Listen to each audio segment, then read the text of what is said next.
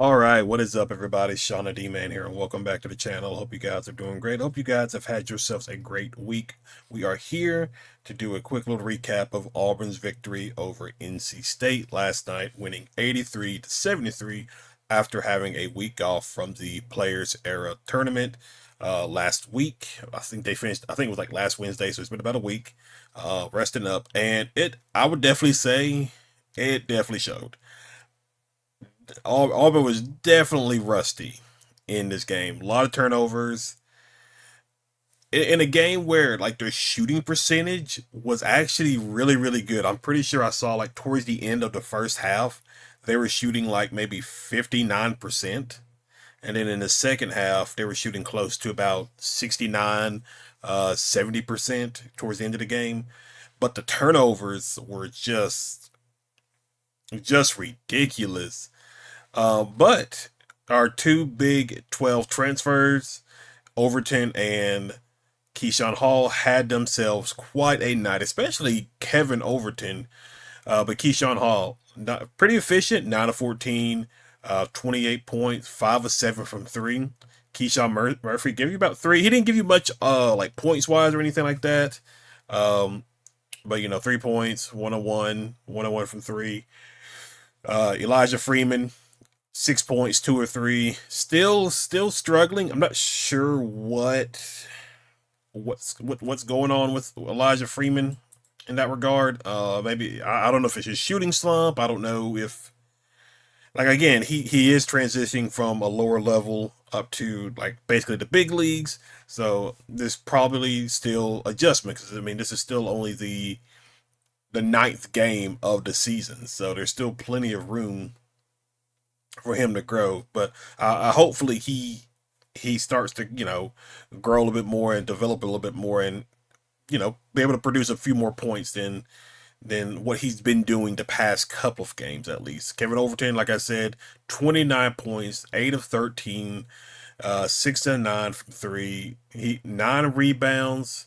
He had himself a game tonight. It was really, really surprising. I mean, he also had some turnovers too, but like he had himself a game. Like the Big 12 duo had themselves quite a night.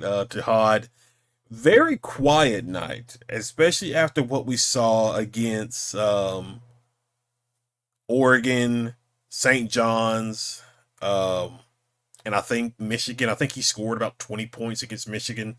But to come back home and in 6, 1 of 7, 0 for 3.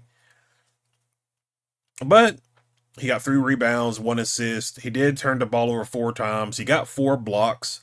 So he did contribute in other areas, but very, very odd to come back home and just have that kind of shooting performance.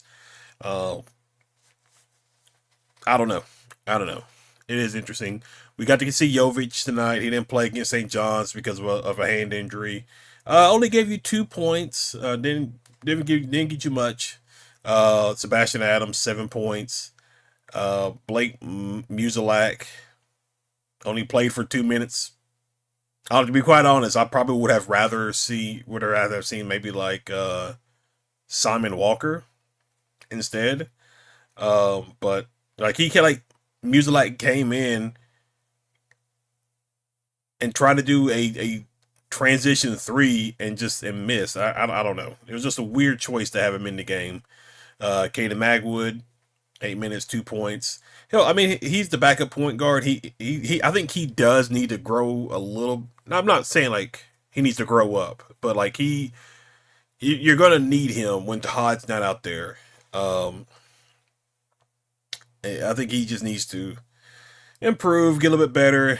Um, I think he's somebody that you need to rely on from a points perspective when Tahad's like on the bench and Magwood is leading the other guys. But still young, still a freshman, so plenty of room to grow.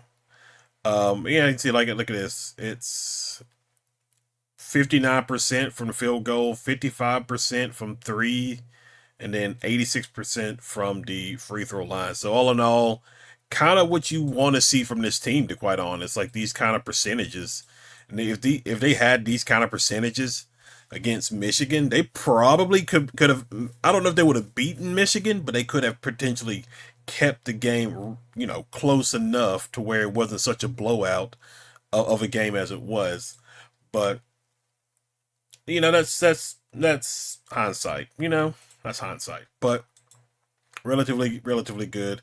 And there's another thing about this team. Any given night, you could probably see somebody go off. Like I think Keyshawn Hall is probably going to be somebody who consistently gets his points.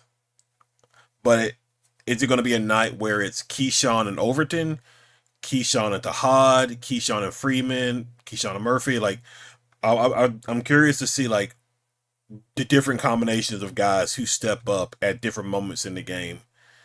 As far as team stat goes, you're 59% from field goal percentage, 12 of 22. I kind of like this. Now, to be fair, NC State's not. It's. I mean, they're technically not really a good defensive team. They're not very good at defending the three. And so Auburn was able to kind of like, you know, take advantage of that. Um, I mean, they were only like 10 of 30. That's crazy. And I mean, it felt like they shot more of their. It felt like they made more of their threes. NC State compared to what the stats say. But 12-22, I like that, efficient. So I'll take that all day. And then obviously you were 19 of 22. You both were about in the 80% range of your free throws. You won the rebound battle. Um, and then they won assists by 4. Yeah, they had, yeah, like I said, where is it at? Turnovers, total turnovers. You had 20 turnovers compared to their 9. Now, this game probably is a blowout if you cut out half of those turnovers because they got, where is it at? They got 22 points off your turnovers. If you cut out 10 of them, you win by 20, at least by 20 points. If you cut out like the 10 turn like cut out the 10 turnovers and the 22 points off turnovers, you win by 20 points in this game. But the turnovers was just it's just god awful. Like it definitely looked like a team who is having to like kick some rust off since again they were off for a week. So I really shouldn't be surprised. Um, I don't know when the last time NC State played. I think they played in Maui. They played Texas. When was that? November 26th. Okay. Okay, so they were off about a week too. Okay. So uh yeah, they're about off a week also, so but NC State just kept making it close. And again, it's just because of the turnovers. It's like really crazy. Fast break points, they won that. Points in the paint, they won that by 2. 19 fouls compared to your 10, and then largest lead was 12 compared to their 6. Um, but it was really Kevin Overton who kind of got things going for Auburn, and then like Keyshawn Hall started getting his thing going and things like that. And there was a moment where everybody was just shooting threes. It was like really crazy.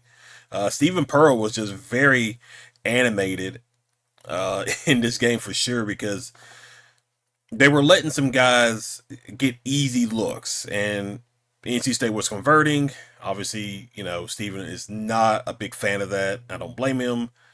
Um, but listen, overall, you got the win, 7-2 on the season. Another quality. I'm not sure what quad game this would count as, but you got another quality win in this non-conference. Now you very much have a tough game because you got to travel on the road to play Arizona. This is a 9 p.m. tip-off Central Time, so you're probably looking at close to midnight before this game is even over. So that's gonna be a long game, but it is what it is. I'll definitely be up to watch the team regardless. And then you got Arizona Saturday. Then I believe you got Purdue.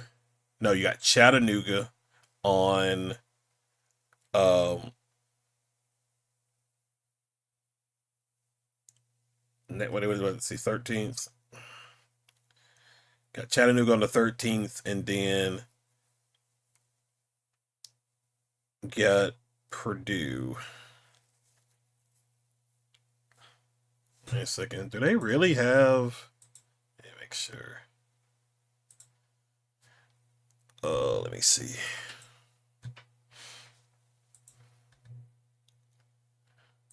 All right, let me just take a look at something. So you got.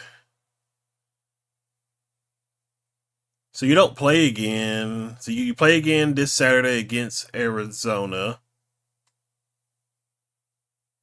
Then you don't play again for another week against Chattanooga.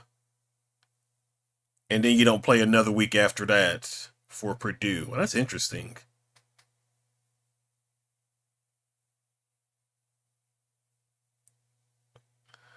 Yeah, that's interesting. Huh. Oh well. But yeah, so big game coming up this Saturday against Arizona. Definitely I'll be watching it. But that is a relatively it, guys, for this little recap. I am going to do. I should have a video. I'm probably gonna do another video this weekend. One to cover the recruiting because signing day was yesterday, today, and Friday, and then Hugh Freeze has been going on and doing interviews. He did one with David Pollock. He did one with Justin Hokanson. I know Mike G from the War Report is supposed to be doing one. I do want to do a separate video going over what he said in some of these interviews because it just makes him look bad. Like maybe even worse than what it was. But I'll definitely probably do a video on that. But guys, that is relatively it. Thank you for hanging out. Thank you for watching. If you're new to the channel, be sure you hit that like and subscribe button, comment below, and I will see you guys in the next video. Y'all have a good one.